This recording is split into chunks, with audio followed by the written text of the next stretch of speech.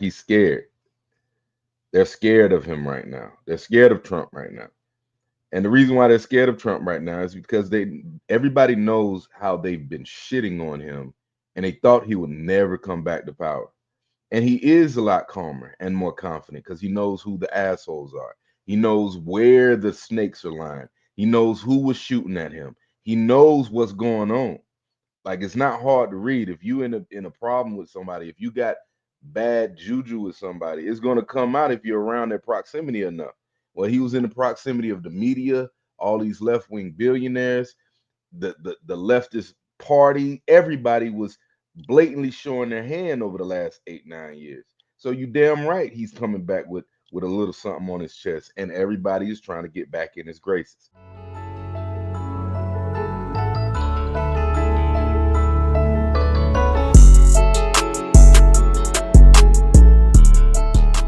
Welcome, welcome, welcome to the show, Loose and Reckless. I am your host, Ray. We got a good one today.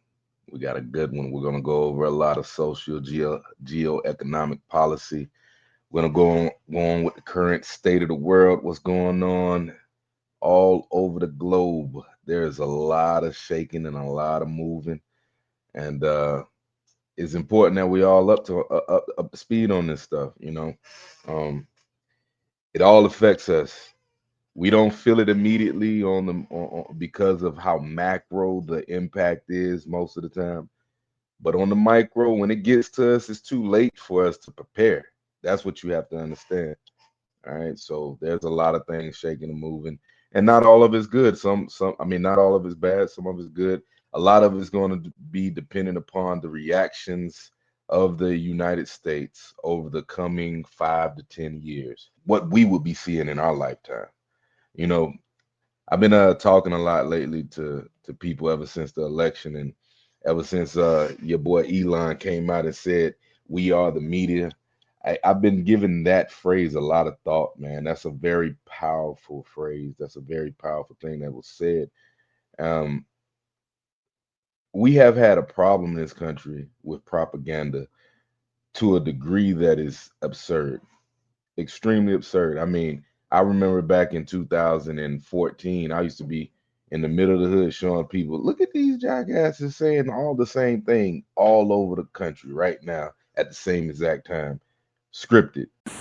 In consumer news, economic factors may take some spring out of the Easter Bunny step this year. Economic factors may take some spring out of the Easter Bunny step this year. Economic factors may take some spring out of the Easter Bunny step this year. Economic factors may take some spring out of the Easter Bunny step this year. Economic factors may take some spring out of the Easter Bunny step this year. Economic factors may take some spring out of the Easter Bunny step this year. Economic factors may take some spring out of the Easter Bunny step this year. Economic factors may take some spring out of the Easter Bunny step this year. Economic factors may take some spring out of the Easter Bunny step this year.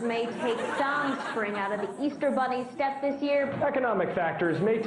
spring out of the Easter Bunny step this year. Economic factors may take some spring out of the Easter Bunny step this year.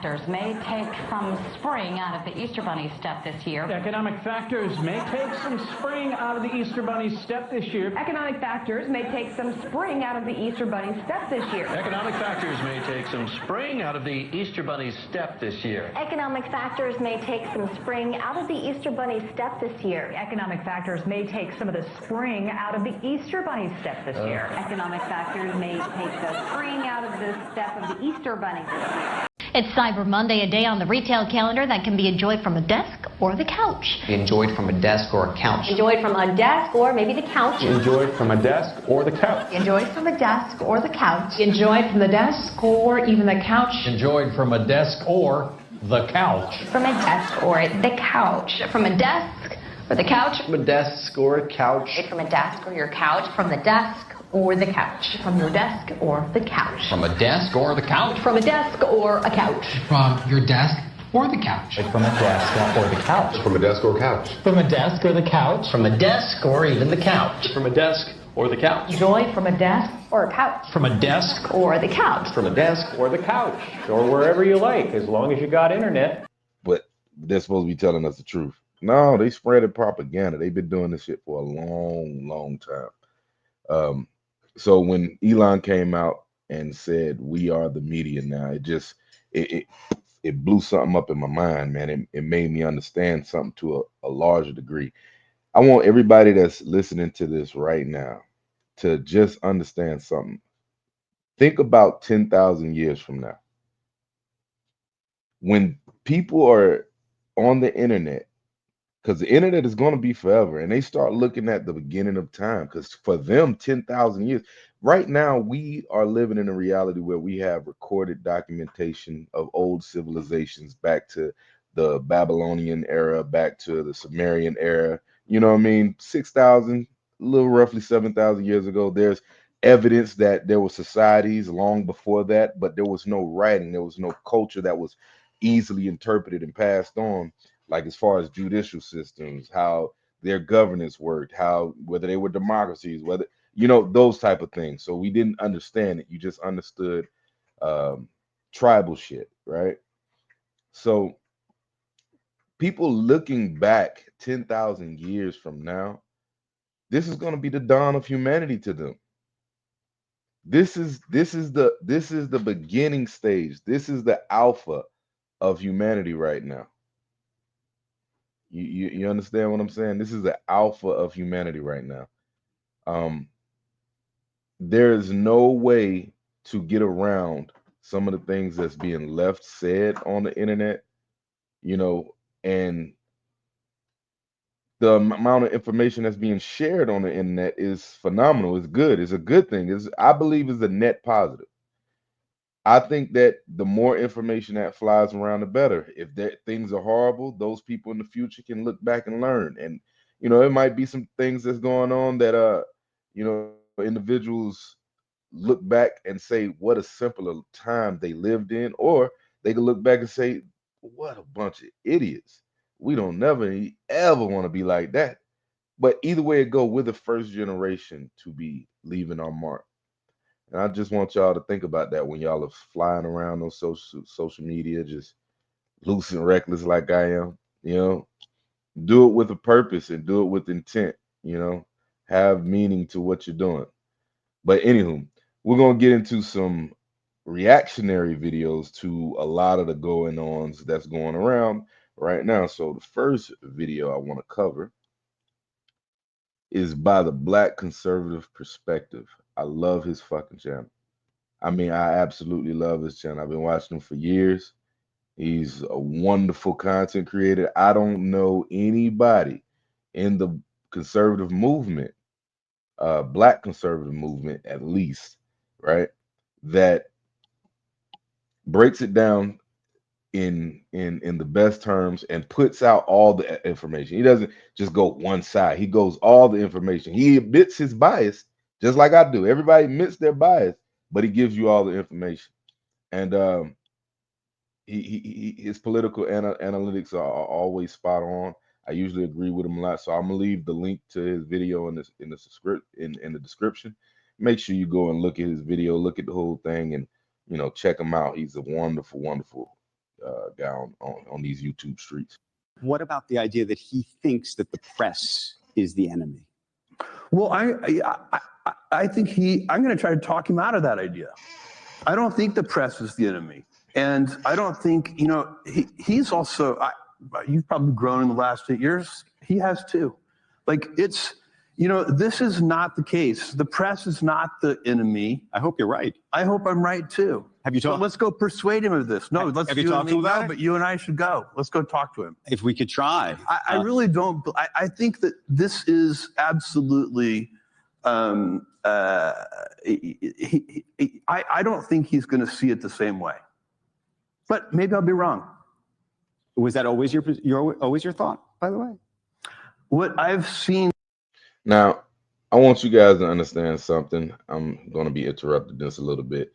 This is Jeff Bezos, owner of Amazon, one of the richest men in the world, also owns Washington Post, which, as we all know, has not been friendly to, Trump and his associates at all. I mean, they are left-wing media.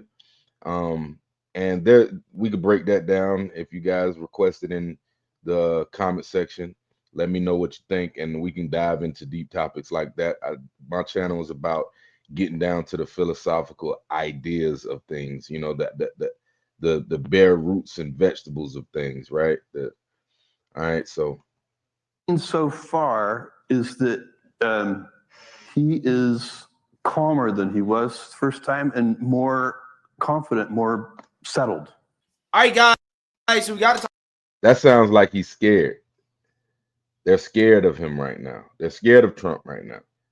And the reason why they're scared of Trump right now is because everybody knows how they've been shitting on him, and they thought he would never come back to power. And he is a lot calmer and more confident because he knows who the assholes are. He knows where the snakes are lying. He knows who was shooting at him. He knows what's going on. Like, it's not hard to read. If you in a problem with somebody, if you got bad juju with somebody, it's going to come out if you're around their proximity enough. Well, he was in the proximity of the media, all these left-wing billionaires, the leftist party. Everybody was blatantly showing their hand over the last 8-9 years. So you damn right he's coming back with a little something on his chest, and everybody is trying to get back in his graces. It's not hard to see that. Talk about Jeff Bezos, who is trying to get on Trump's good side, like a vast majority of the formerly Trump deranged billionaires. All of a sudden, they've come out and had a new transformation. Okay, they are embracing Trump. Now, I don't know if I should feel good about this. I'm not sure how comfortable I am with this. But hey, at the end of the day, if these people are sincere, right, they sincerely want to help this country be a better place, right, and they're willing to work with Trump in order to do so, I support it, right? Because I think that what it would take to solve America's problem. I 100% agree. Like, I seen a meme going around talking about, I think I covered it in my What the Hell We Talking About segment. Bill Gates wanting to participate in the Trump administration and help out. Now, I think that he gets a rap that may be well deserved. I'm not opposed to the conspiracies around Bill Gates, right? He's a weird looking fella. He acts kind of weird. I mean, you know, it just is what it is. You walk like a duck, quack like a duck. I'm not opposed to giving it credits, but if it's not proven, and I don't have all the evidence and facts in my hands to just misalign this guy like this, I can't. And I have to operate in good faith. And the good faith argument is if he wants to actually help society be better, I think that Trump should open the ear to what the ideas may be that he's bringing. Does that mean he need to come and wrap arms with him and, yeah, Bill Gates, you're in my administration now? No, that's not what that means. That just means let's hear the idea. You may know something I don't know. And if you're coming to it and you genuinely want to help, I'm going to be able to hear that you want to help. You're not just going to run no bullshit on me, right? Is some of America's greatest minds and entrepreneurs coming together, right? Everybody working together to solve the problems, right? To lead the country into the future. And one of the biggest problems that we have is the debt problem. Okay, our debt to GDP ratio is the highest that it's been since World War II. And Jeff Bezos is essentially going to chime in on that issue and also the issue of the media as well, too. And I want to react to it because I think he makes some fascinating points here that I really want to talk about. So without further ado, let's go ahead and get into it. You know, if we're talking about Trump, I think it's very interesting. I'm actually very optimistic this time around that we're going to see. I'm very hopeful about this. He seems to have a lot of energy around reducing regulation. And my point of view, if I can help him do that, I'm going to help him because we do have too much regulation in this country. This country is so set up. Listen. Anybody that's ever had their own business, anybody that's ever had to deal with government overreach on a financial level, you understand exactly what he's saying. If you have ever been the person that signs people's checks, right? And at the end of the week, they're expecting to cash the check that you signed, right? You understand what he's saying. Most people, this goes back to the topic of socialists and capitalists. Right? I have a video on that. I will link that in the description. Go back to it. It's part 1.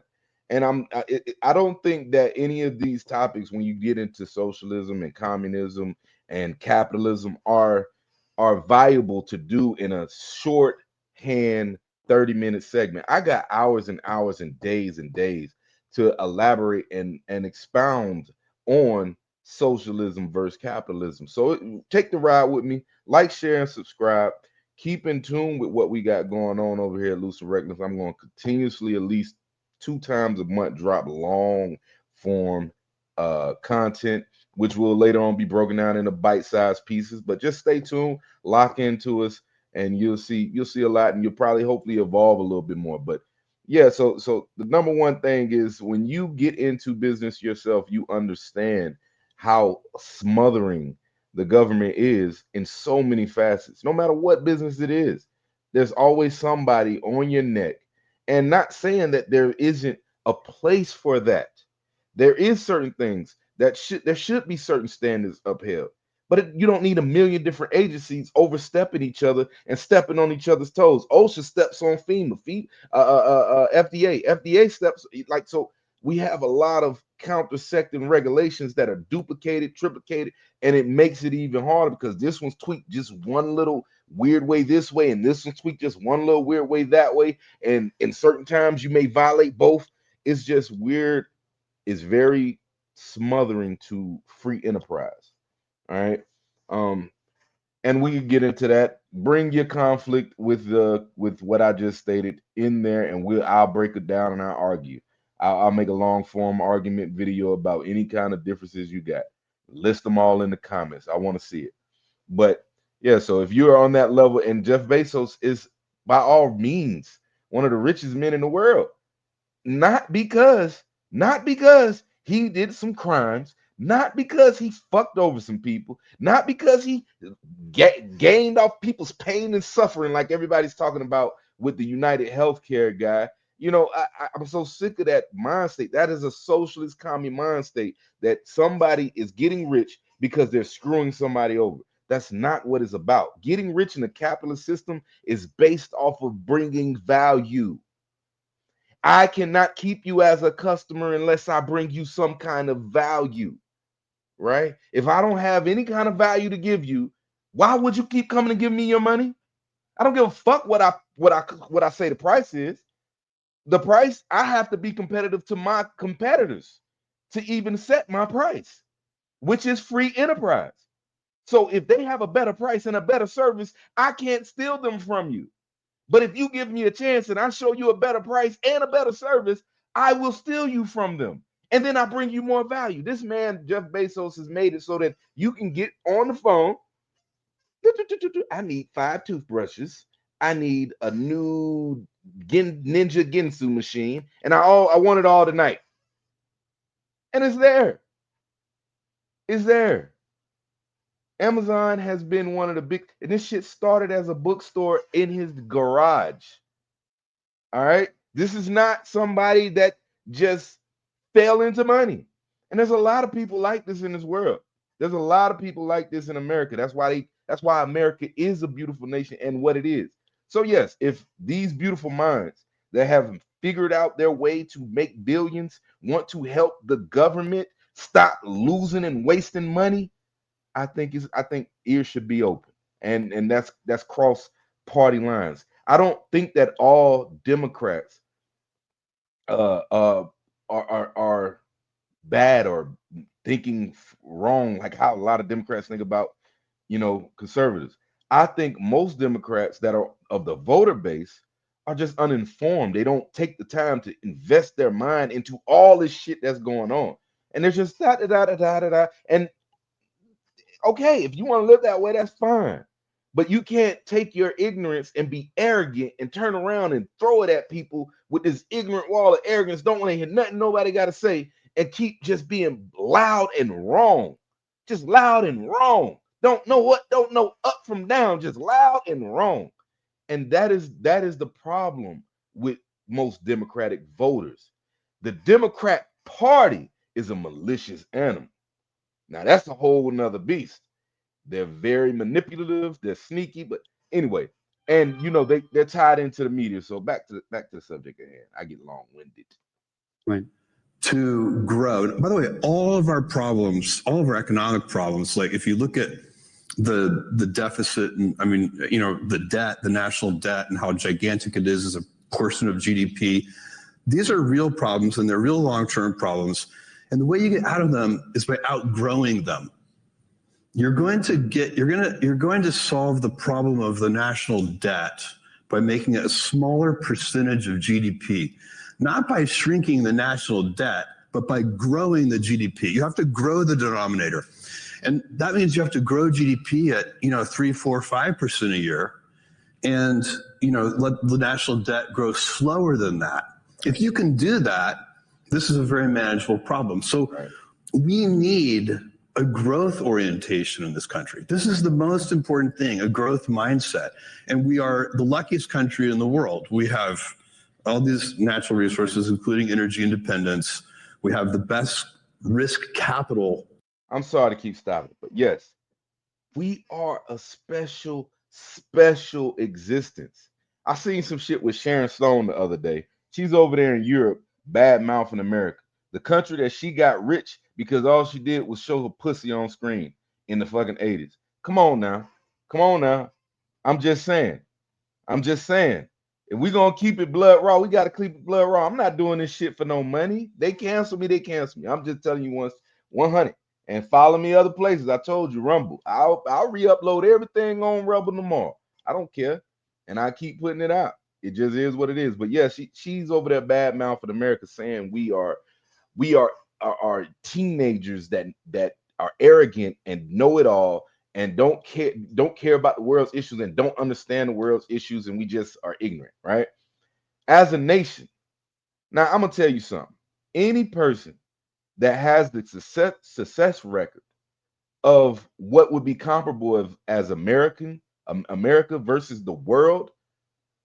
I mean, even as a black man in this country, I have people tell me as a black person in this country, you don't have nothing. You weren't meant to be a part of what America is and all this dumb shit. I'll get into that topic one day. It's just so beneath me. That shit is bullshit. That shit is a retarded statement. There's no country in the world where blacks do better. If black people in this country tallied all their spending each year together, they would be one of the 10th largest fucking financial economies in the world. $40 trillion is the worth of black spending in this. Come on now. Let's not even get into it. So this country is the land of opportunity if you decide you want it. And that is what the fight between socialism and communism is about. And socialism leads to communism. So the problem with wanting more regulation, wanting more police state, more nanny state, mommy state, it becomes an entity. It becomes entities, plural, that want to justify their existence by making more laws, making more regulations, building on top of shit over and over again, just more bogged down bullshit, and giving people cushy ass 6-figure paying jobs while they're yelling about people being rich. While they're yelling about people being rich and how the rich need to pay their fair share, they're creating off of the poor middle class people that make about 50 to 70 or 50 to 70 up to maybe 100 grand. They're capitalizing off of their taxes, creating their jobs, complaining, talking about the rich people need to pay their fair share. Think about that. The rich people need to pay, and all the rich people gonna do, like Jeff Bezos, is put it into the products. You can tax them all you want to. The middle class still gets hurt. And that keeps the middle class down from being able to move fluidly up and down the socioeconomic ladder. You got to get out the way. You got to find your best ways to get out of the way. Anyway, let's go. System in the world by far. So, you know, people get confused about why does the United States have so much venture success, so much entrepreneurial success? Why are the big tech companies here and not somewhere else? What's really going on with all this dynamism in this country compared to what we see around elsewhere in the world? And there are a bunch of reasons for that, but the biggest one 8 of 10 points there is that we have better risk capital. So it's not the banking system. You know, we have a good banking system, but so does Europe. Right. What's different here is that you can raise, you know, $50 million of seed capital to do something that only has a 10% chance of working. That's crazy. But it's a gamble. But the people who are giving you that seed capital know that their expected value is still positive in many cases, right? Or they're at least gambling that that's true. Right. That risk capital system that we have in this country is turning out to be very hard for other countries to duplicate. So we have that. Right. We have, you know, we speak English, and English is turning into the lingua franca of the whole world.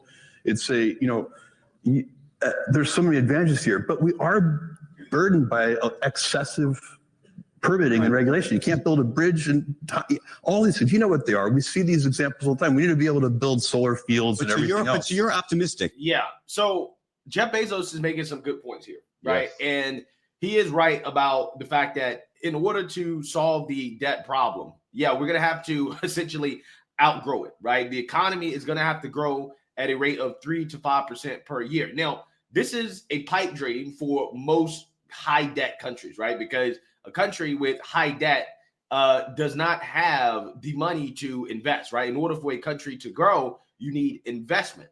Right. However, in the case of the United States, which Jeff Bezos points out here, we're different because our capital markets, our risk capital markets are so deep, right? We have such an advanced system that we don't necessarily need government spending in order to get those types of investments that is needed to grow the economy at a 3 to 5% rate, right? Which is what would be needed to essentially stabilize our debt to GDP ratio, right? Which is something that, again, we have to do, okay? And the way that we outgrew our debt last time, our debt to GDP ratio was this high, which was after World War II, was through growth, okay? It took growth over consecutive decades in order to reduce the debt to GDP ratio. Now, the way typically that a country would achieve this type of growth, the type of investments that would be made that would account for that type of growth would be investments in infrastructure. And no, I'm not talking about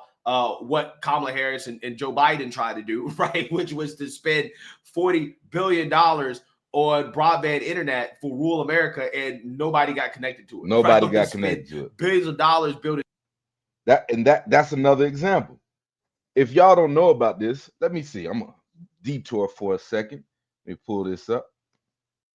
All right, to co-sign what he just said, look at this. All right, so this is directly from the White House.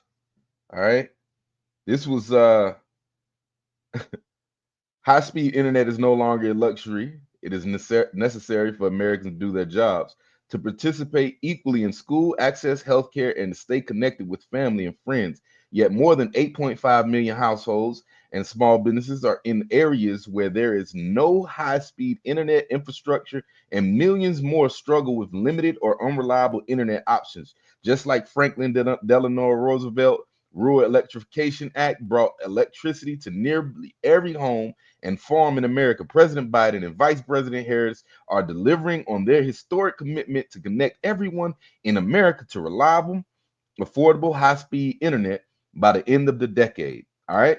Today, the Department of Commerce announced the funding for each state, territory, and District of Columbia for high-speed internet infrastructure deployment through the Broadband Equity Access and Deployment BEAD program, $42.45 billion grant program created in the bipartisan infrastructure law and administered by the Department of Commerce. This announcement, the largest internet funding announcement in history, kicks off 3-week administration-wide Invested in America tour where President Biden, Vice President Harris, First Lady Jill Biden, cabinet members, and senior administration officials will fan out across the country to highlight investments, jobs, and projects made possible by President Biden's economic agenda. All right, among the highlights, there's supposed to be a bunch of money that they're giving to certain states, right? The problem is nobody got internet. Where did the money go? They've been doing this in y'all faces for years. Nobody got the internet. Nobody got the internet. Where did the money go? Where did the money go? That's all I'm saying. So if it's just like her campaign, but this is what socialists do. They take your money and they do whatever they want to do with the money. Rub off, give a couple of their friends a couple of dollars, pocket their own, and get it paybacks, kickbacks. That's why they're in politics. The most of the Democrat Party are in politics to get themselves rich. And most of the Democrat voters think socialist minded, and the Democrat Party plays on that. You remember that Maslow's hierarchy of needs that I showed you guys? Let me pull that back up. Remember this? Self-actualization, esteem, love and belonging, safety needs, physiological needs. Maslow's hierarchy needs is their gateway into the Democrats' voters' heart, because they fulfill all of these basic needs in their promises, not necessarily in their actions. In their actions, they enslave you. Don't even get it twisted. I'm not going overboard with what I'm saying. They enslave you. They profit off of your earnings, off of you being out here in the world. They profit off of taxing you by giving you the idea that they're fulfilling these hierarchy of needs. You get it? It's a whole big. We'll get more into it. Let me get back to topic, because I like to go all over the place. All right, let me get back to topic. Spend $40 billion on broadband internet for rural America, and nobody got connected to it. Right? To spend billions of dollars building charging stations across the country, and no chargers were built. Right? I'm not talking about wasting money like that. Okay, I'm talking about actual infrastructure investments that have worked. Like, for example, railroad expansion between 1860 and 1890 accounted for a 25% increase in GDP. And then later on, investments in the interstate highway system drove a quarter of the country's productivity growth between 1950 and 1989. So that is possible in the 21st century. And what is the equivalent of that in the 21st century? Well, a lot of people think that that's going to come from data centers, right? Because of the rise of artificial intelligence, you need these data centers, which do require a whole lot of energy, okay, in order to maintain. And with that comes economic growth, because you're going to have a bunch of industries and jobs that will be created as a result of maintaining these data centers, and the fact that you have companies that are utilizing these data centers with AI technology, right? So a lot of people believe that AI is going to be like this century's equivalent of the transcontinental railroad, right?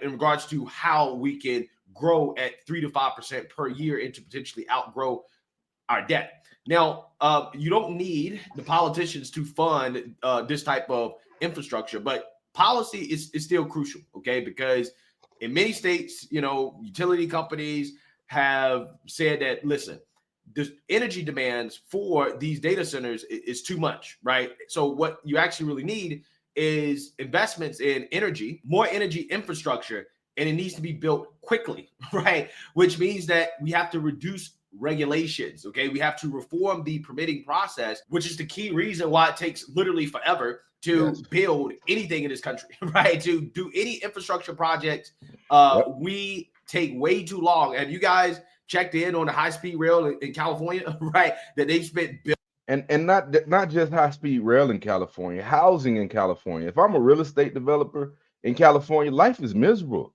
You got to go through 1,000,001 red tapes just to build a house.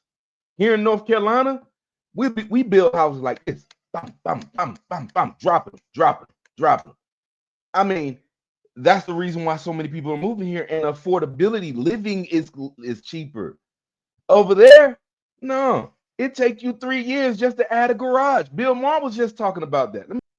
Billions of dollars on, and they haven't built anything. Well, again, it's because of the permitting process. It's because of all these regulations that stifle economic growth. So you spend all this money, and all of these, regulatory agencies and companies, they're getting paid, right? But there's nothing actually really being built, okay? There's no real economic growth associated with this money that is not being spent on actually building out the infrastructure that is needed to facilitate growth in this country, right? So I'm just trying to give you guys a solid example of what Jeff Bezos is talking about, because I think a lot of times, you know, people talk in generalities about reducing regulations and how that is going to help the country grow. But I want to give you guys a solid example of how that could work in the 21st century and what that actually looks like with today's modern technology and what we really need. So data centers are a great example of what we're talking about and what Jeff Bezos is talking about and how we could potentially try to grow out of this debt problem. And it's an important conversation in the context of Doge and Elon Musk and Vivek Ramaswamy trying to downsize the government, trying to cut spending. And the reason why is because, realistically speaking, although I am optimistic about Doge, I'm also not delusional, okay, in regards to understanding why we have this debt/deficit problem in the first place, which is that the politicians in Washington are drunk on spending, right? And once you start spending money on some new government program, it's extremely hard to cut, right? And a vast majority of our debt is due to government programs that we really can't cut, okay? Not without so yeah, like this whole situation as it stands, when it boils down to regulation, Doge, the leftist spending, you have a clash of ideologies building here, and the left-wing media is going to consistently push the narrative the way that they want to push it.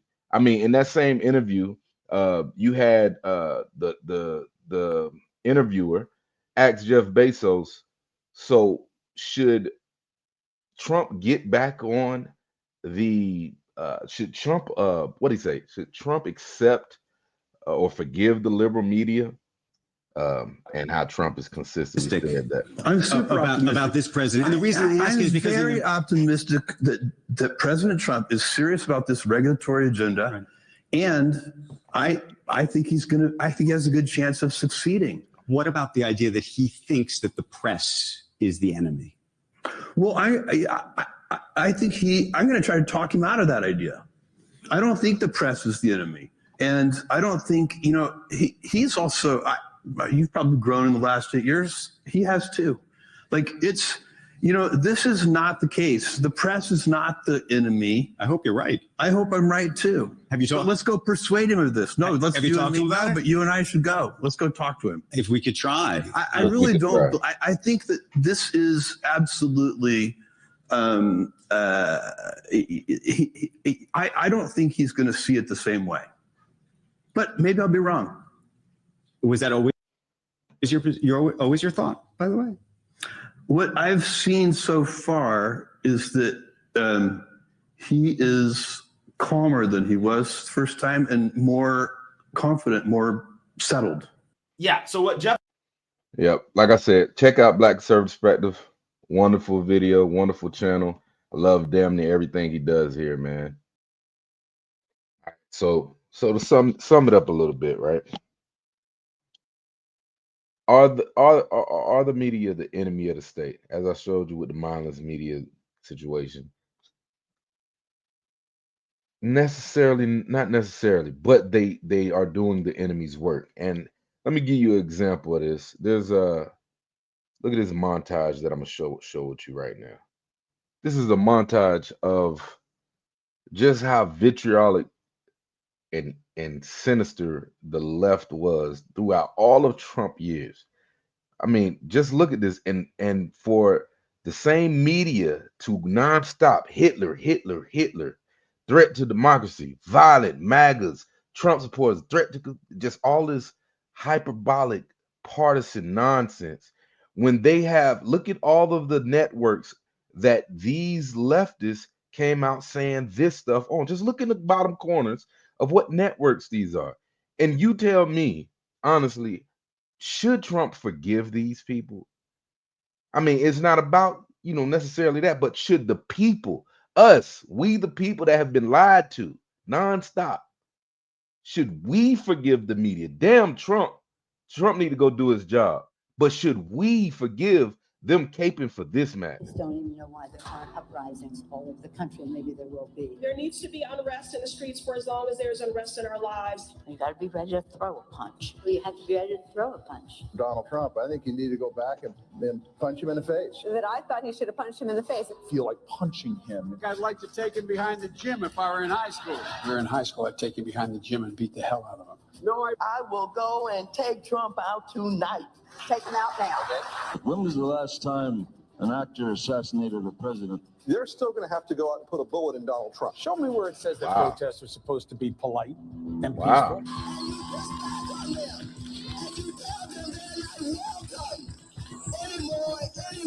I have thought an awful lot about blowing up the White House. Please get up in the face of some Congress people. People will do what they do.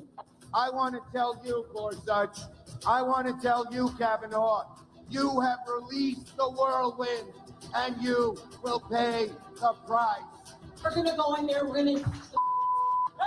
Well, this is just a warning to you Trumpers. Be careful. Walk lightly. And for those of you who are soldiers, make them pay. If you had to be stuck in an elevator with either President Trump, Mike Pence, or Jeff Sessions, who would it be? Does one of us have to come out alive? I mean, look at it. You know, this is who they are, right? I'm ready to stand get the up point, and keep fighting. right? We have to fight. We're going to fight. You got to understand, you know, when the media plays this type of game, right? When they play this type of game and move in this manner where they clearly show that it's one side to this. You get coverage on Donald Trump, just so many lies, good people on both sides. All down the list. And they don't even acknowledge that the people that are instigating the violence, instigating the hatred, all come from one side. And the minute Trump say anything back to any of these people, all hell's broke loose. He's Hitler. He's this. So miss me with all the bullshit, right? Miss me with all the bullshit. I don't think we as the people should forgive the media. The media has done its damnedest to misguide us, manipulate us with their bias, and I am happy to say that we are the media now. Right?